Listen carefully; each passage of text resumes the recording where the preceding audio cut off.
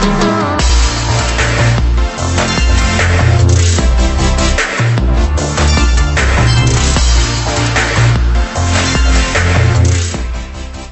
we are going to discuss a very interesting and trending topic, how BPM drives continuous improvement and business value to ensure standardization and harmonization and increase efficiency. We are extremely excited today to welcome Marta Prewett to the show. Marta is a result-driven Six Sigma certified professional with 15 years of global experience driving operational excellence, business transformation, and continuous improvement across various industries.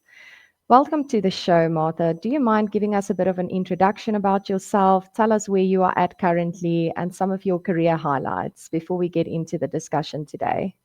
Thank you very much for a warm welcome, Bianca. Welcome, everyone. I'm super happy to be here, so thank you very much for the invitation. Let me start with this one. So yes, my name is Marta Prewett, and I'm currently on the position of director who is leading the global business process management organization within NORMA Group. NORMA Group is a company that is based in Germany, not too far away from Frankfurt. We are also stock listed company. My role is to make sure that we're going to streamline and harmonize our processes, that we're going to governance them, and that we're going to lead NORMA Group into continuous improvements and providing business value. I'm coming from automotive, I'm coming from operation, from various roles in procurement, purchasing. That's my background. And four plus years ago, I ended up in business process management organization, which was newly created at NORMA at that time, and was related to a rollout of a global ERP system and ensuring that we're going to have a global standards. Perfect. Thank you so much, Marta, for the introduction. We are extremely excited to have you on the show today and the insights that you are going to share with us today. I'm going to get straight into the discussion today with our first question for you, Marta. How does BPM enable continuous improvement and drive real business value through standardization and harmonization? If you can give us your input on that specific topic. Sure, of course.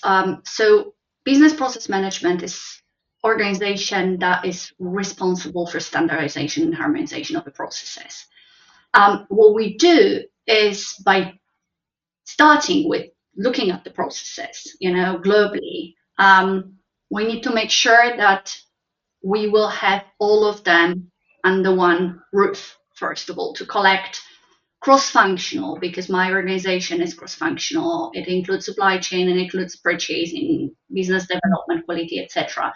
So we put that all together. First of all, you need to know where you have, and then standardize that and review on concept.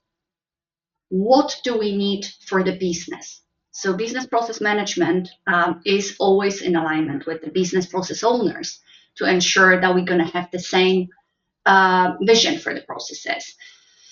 Continuous improvement is based on reducing waste, obsolete processes, and complexity. Because if you start putting processes together and take a view from first 25 meters over on end to end, you're going to realize that it might be over designed, that it might be too complicated, that it might be too much. And then you need to start thinking, okay, if we start cutting the pieces and reduce the waste, we're going to literally contribute to business value, because we're going to make organization being more efficient, reduce the steps which we don't really need, and replace them with something that is in one go. You need to ensure transparency. If you want to ensure standardization, harmonization, and contribute to business value, you need to make the processes transparent. You need to make KPIs transparent, measurements transparent. This is extremely important. And if you think about continuous improvement as sometimes little steps, you need to ensure cross-functional communication.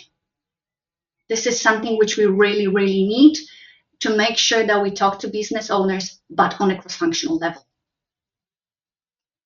Because only in that way you can align on a global company standards and ensure the business value will come from strategy and from single points of business linked together.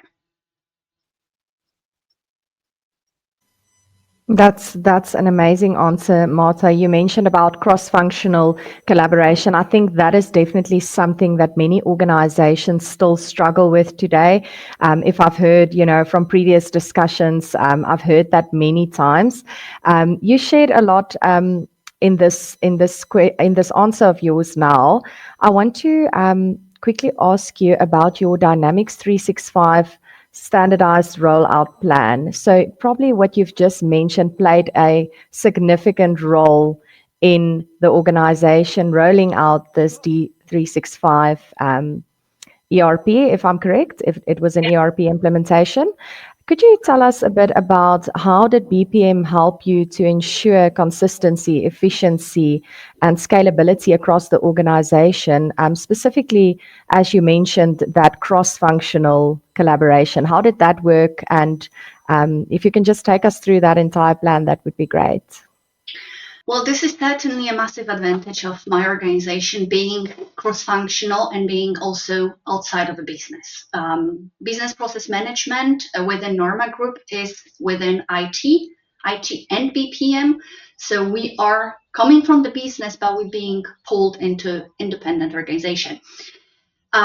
We were grounded for this global implementation. And everybody knows if you start talking global ERP, especially in a companies like NORMA that grown over years on M&A and different acquisitions. So you have different also 3 business units, and you think about like, what's that for complexity? And then you're supposed to create an ERP that suits all needs. So the idea of bringing business process management on board from people coming first of all from the business, because like I said, I came from purchasing procurement, and put them first in one room to figure it out. Okay, what do we actually have? Let's do the stock check on the processes we have. Let's define those that we would take as so-called template.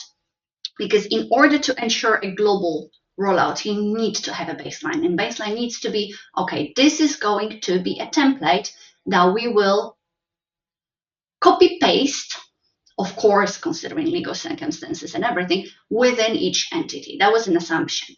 So we had BPMs as business process managers. Then we had another layer of the organization, which was rollout managers. And these people, I call them guardian angels, they are working with key users. They were working in key users.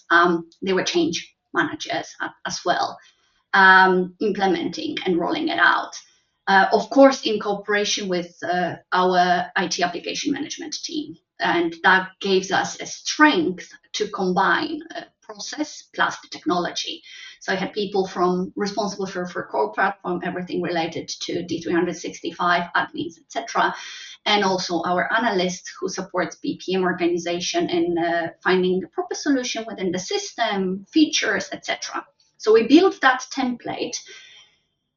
And of course, we run it through the business, because without business acceptance, without validation, understanding from the business, you will not be able to roll it out. So you had to have people from the business looking at them. So we presented them and discussed it. That was the pre-phase of before we even started rolling it out. And then we launched this concept of copy-paste, let's say, with the key users. So each entity nominated a key user within the business, purchasing, quality, where we worked with them on the change, on implementation, on manage expectations sometimes, and of course, thinking about taking them the fears away and focus on the benefits. Yeah. Of course, I mentioned change management, absolutely critical. Clear communication, talking to people, addressing concerns, openly addressing concerns. That's what we did. And afterwards, best practice sharing and lessons learned, because we were getting better after every single rollout. We did the rollouts globally within waves. That means few entities within one go. And we did that very, very fast, but also because of implementing standards. I really love where you mentioned, the baseline, having the baseline ready, the template that you made use of, and making sure you have a plan before you embark on this global ERP implementation. Just for interest's sake, how long did the implementation take you? Are you still going through that journey and creating the template and the baseline? What was the type of timeline looking at getting all of those ready? We are almost done after a little bit more than 4 years, with 90% of NORMA Group being converted, let's call it like that, the D305 as a standard. Of course, we had to modify the standards according to legal requirements, because NORMA is a global company present in a lot of countries, and sometimes legally binding, compliance binding rules had to take um, the first priority, of course. So that's where BPM came across to say, okay, is this legal requirement on this change request on that process, is this valid? Can we justify it with compliance, internal audit, external auditors, and based on that, make adjustments? Absolutely. I think that's extremely powerful. Like you said, having the template, making the adjustment based on the findings and moving forward, with that. On the back of that, Marta, what role does process governance play in sustaining improvements, and how do you ensure those processes are constantly followed and optimized? This is a very good one, because that, I would call it, it's a constant challenge, really. Coming back to setting up baselines, you have to first of all say first things first. So let's make sure that our processes are properly mapped. So what we did as a BPM, we sat down, pick up a tool which will be globally accessible for every our employee, where you could visualize and processes in a BPM and 2.0 notation, where you have streamlines and roles and actions step by step, ensuring that people can see it. So you need to first of all ensure, let's say, a software tool, whatever, where you have it all in one go. That's point number two. On this one, you need to also ensure that you link to it the whole documentation, because if the process will change or get modified, sometimes documentation needs to follow, and we make sure that we build up also a database on key user manual, end user manual, and all the process procedures or company policies which we need to link to that tool. So first of all, on a governance matter, you need to build it up. Second of all, you need to build up a structure to track process utilization. And these are our KPIs. We build up so-called process excellence dashboard, or we call it ABC dashboards, where we see every entity on the business function on utilization of the processes. And we deep dive into KPIs for process to see, okay, is it 50%, 70%, 80%? If you build it up, you can monitor it.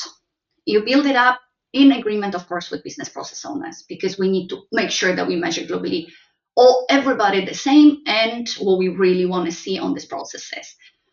And only in the matter when you see it, you can act upon it. But you're not going to be reactive and wait until something will go down in the process and the outcome one day will not be the one you want to have. You're going to be proactive because you're going to see that it dropped. Yeah, so you can then contact the entity, talk to the users, find out, is this temporary? Is it something went wrong? And also pick up the ideas for improvements, because at the end of the day, it's very, very important in optimization to be close to the people executing the processes. If you will not, we need to ensure proper communication with them. We have our channels, we have key user forums, we have our phone calls, we have regular meetings on change requests to pick up ideas also from them.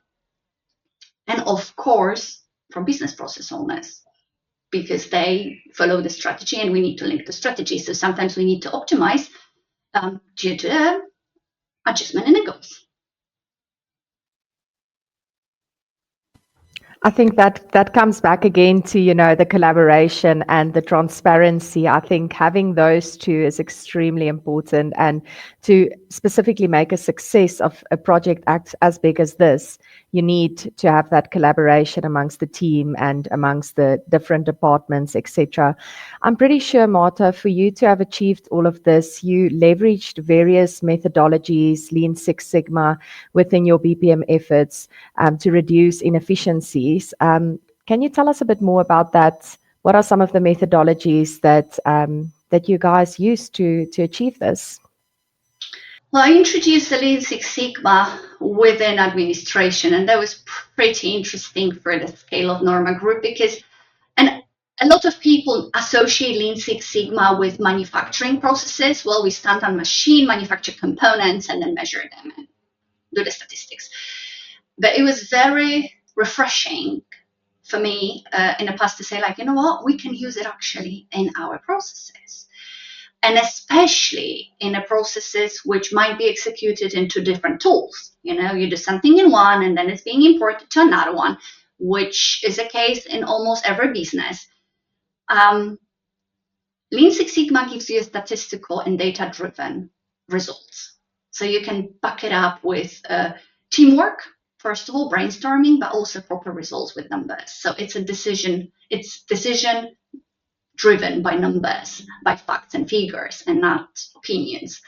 I said in the past, let's map these processes.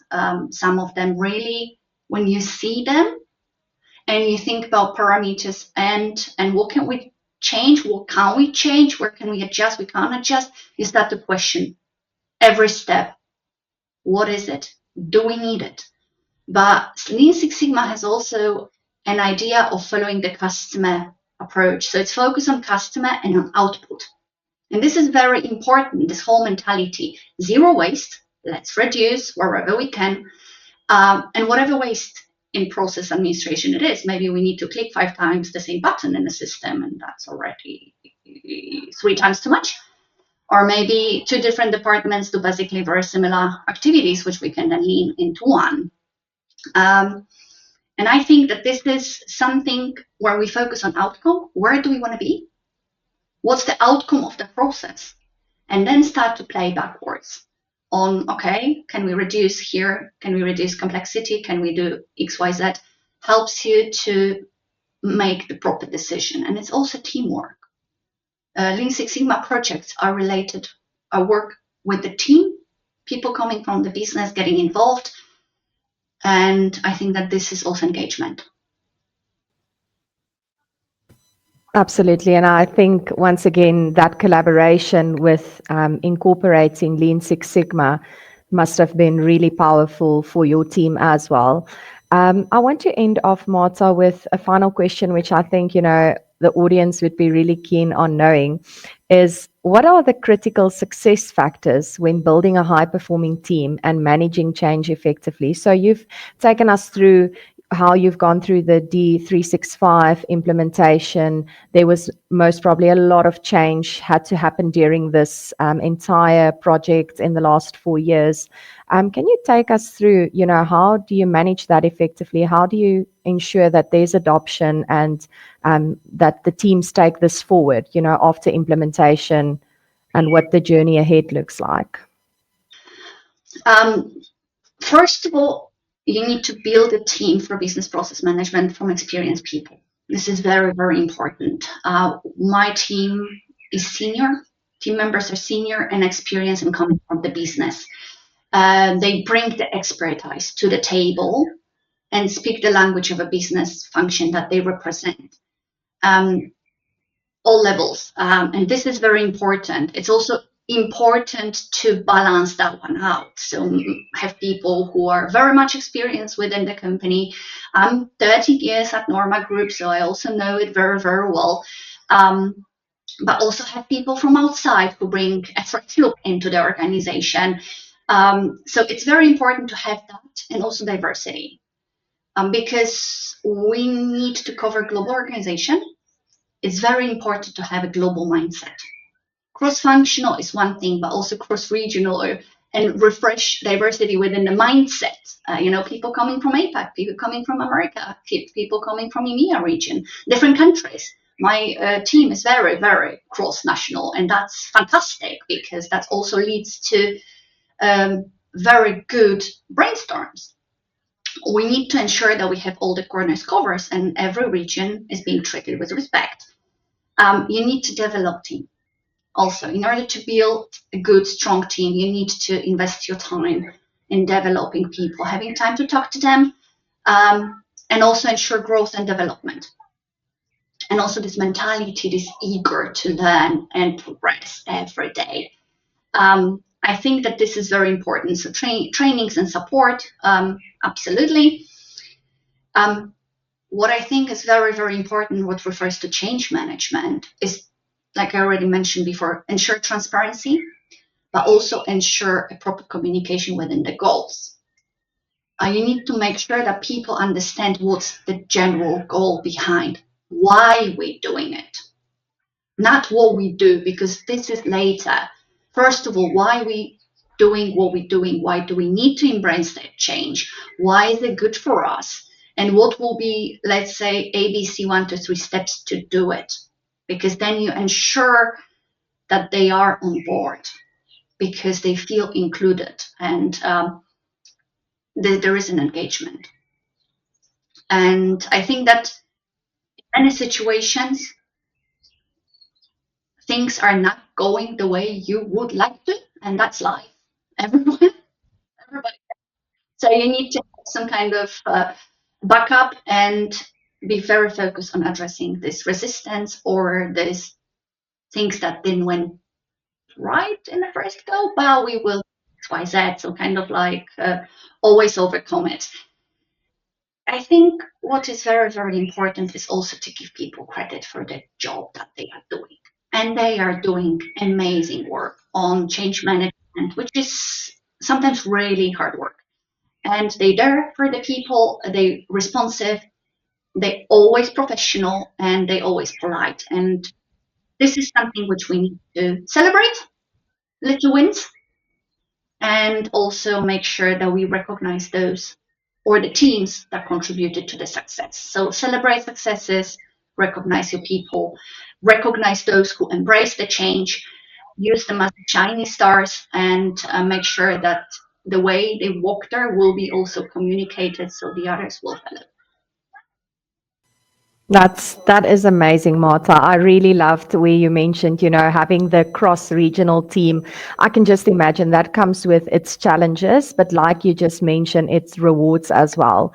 The type of collaboration you can have, the brainstorming from ideas from different regions. I can just imagine. And I loved how you mentioned celebrating those successes. We tend to, a lot of times, only focus on some of the failures and we look past those successes and the wins. So I really loved what you shared there. I'm sure the audience is also going to take that in. And, you shared so many practical insights. Thank you for that. I'm going to end off by asking you if you have any final message you would like to share with the viewers today before we conclude. Maybe a thought on BPM in general, which I think it became a new organization for most of us a few years ago. So it's still progressing and developing, but it is, and it must be seen as a business partner. BPM walks the walk with management and talks the talk with people in the locations who are execute the processes. So we are in between, and this is perfect place for us to drive the company, move company forward, and also make sure that we touch base with those who actually executing the processes. So yes, embrace BPM, use it wisely, use it as a business partner. We should have a seat at the table, and this is what we do at NORMA here within the business process owner to jointly discuss what our next steps and activities are going to be. That's amazing. I love the line that you mentioned, BPM as a business partner. That is extremely powerful. I love that. Thank you so much, Marta. Thank you for your time. Thank you for joining us today and your insights shared. It sounds like some amazing work you and your team has been doing at NORMA Group in the past few years. Thank you for sharing that with us. And I'm pretty sure the audience is going to take in all of these insights and apply that to their organizations as well. To our viewers, thank you for joining us today. We'd like to remind you, stay connected with BPM RealTalk. We have many more exciting episodes coming up, each with its own unique perspective and inspiring stories to share. Please subscribe, like, and follow us, and stay updated on our latest episodes. Thank you so much, Marta, once again for your time. Thank you very much.